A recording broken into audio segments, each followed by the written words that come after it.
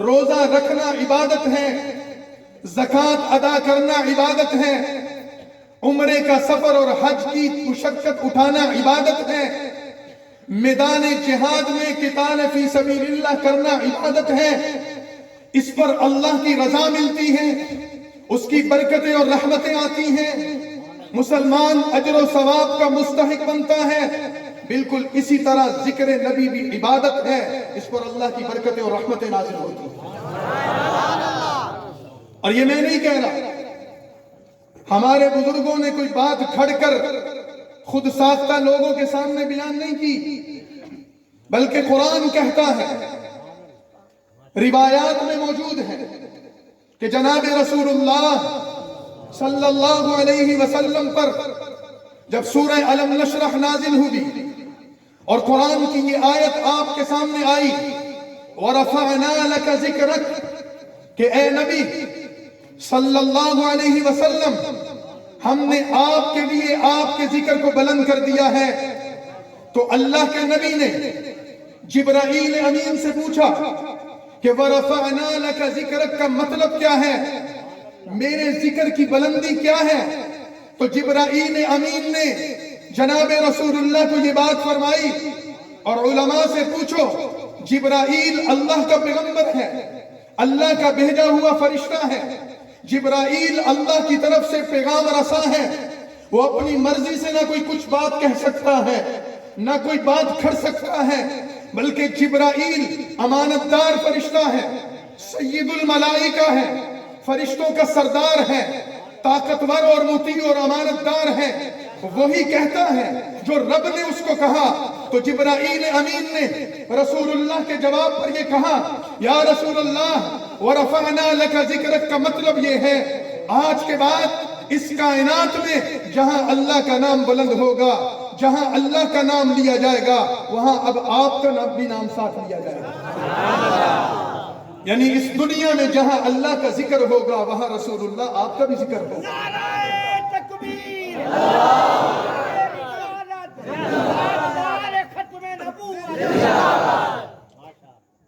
وَرَفَعْنَا لَكَ ذِكْرَكَ کا مفہوم سمجھ میں آیا؟ آج دیکھو، زمین کا کوئی شہر، کوئی بستی اور کوئی قریہ ایسا نہیں جہاں اذان نہ ہوتی، پوری زمین پر اذانوں کا سلسلہ گونجتا ہے۔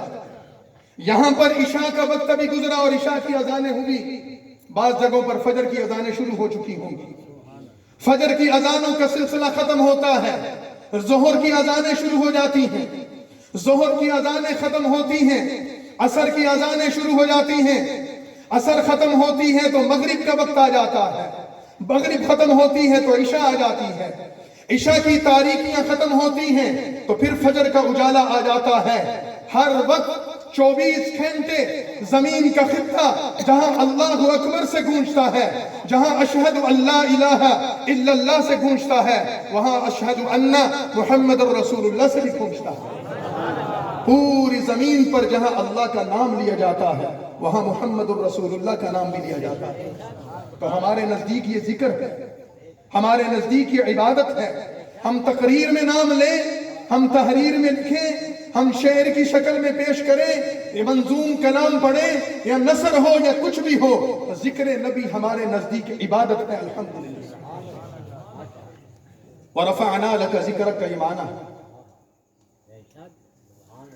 اور عربی دان یہ کہتے ہیں کہ عربی کلام کا جو حسن ہے، اس کی جو امتیازی خصوصیات ہیں، علماء اس کو زیادہ بخوبی جانتے ہیں۔ ایک عربی کلام کا ایک حسن یہ ہے کہ اس کے لفظوں میں اور اس کے معنوں میں خاص مناسبت ہوتی ہے۔ جب قرآن کہتا ہے وَرَفَعْنَا، وَرَفَعْنَا میں الف ہے، اور لکھنے والے پڑھنے والے جانتے ہیں کہ الف ایک ایسا لفظ ہے جس کو کھڑا کر کے لکھا جاتا ہے، با ایک ایسا لفظ ہے جس کو لٹا کر لکھا جاتا ہے، تلفظ ہے، تحریر میں ایسے ہی آتا ہے۔ وَرَفَعْنَا، وَرَفَعْنَا کا الف بلندی کی طرف اشارہ کر رہا ہے، ہم نے آپ کے ذکر کو بلند کر دیا۔ لفظوں میں وَرَفَعْنَا کے لفظوں میں الف آیا جو رسول اللہ کی بلندی کو بیان کرتا ہے، اور یہ الف کی بلندی کہاں تک جاتی ہے؟ کیا یہ بلندی خلا تک جاتی ہے؟ نہیں۔ فضا تک جاتی ہے؟ نہیں۔ آسمان تک جاتی ہے؟ نہیں۔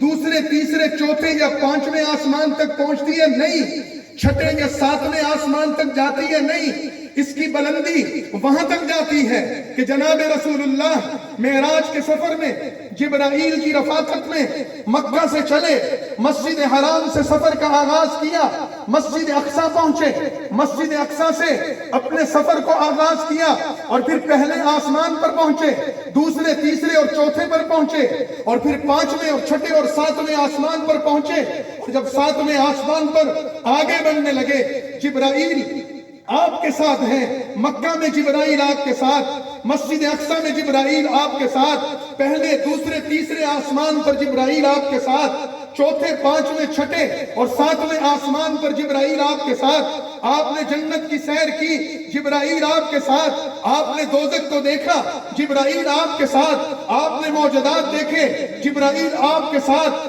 آپ کو آخرت کے احوال بتائے گئے، جبرائیل آپ کے ساتھ، آپ نے انبیاء سے ملاقات کی، جبرائیل آپ کے ساتھ، آپ نے مسجد اقصی میں انبیاء کی امامت کی، جبرائیل آپ کے ساتھ، آپ نے بیت عتیق کا طواف کیا، جبرائیل آپ کے ساتھ، لیکن ساتویں آسمان پر نبی نے اپنے سفر کا آغاز کیا، جبرائیل ہاتھ باندھ کر کھڑے ہیں، جناب رسول اللہ نے جبرائیل کی طرف دیکھا، تو مسجد اقصی میرے ساتھ تھا، تو ساتوں آسمانوں پر میرے ساتھ تھا، دوزخ اور جنت کو دیکھنے میں میرے ساتھ تھا، انبیاء کی ملاقاتوں میں میرے ساتھ تھا، ساتویں آسمان سے اوپر جانا ہے، سدرۃ المنتہا ہے، عرش معلیٰ ہے، تجھے وہاں جانا ہے، تیری رفاقت کا کیا بنا؟ اور جناب جبرائیل کہتے ہیں یا رسول اللہ میں فرشتہ ضرور ہوں، سید الملائکہ ضرور ہوں، آپ کا رفیق سفر ضرور ہوں، لیکن ورفعنا کی الف میں پروردگار نے جو بلندی آپ کو عطا کی ہے وہ بلندی آپ کا مقدر ہے، اگر یہاں سے جبرائیل نے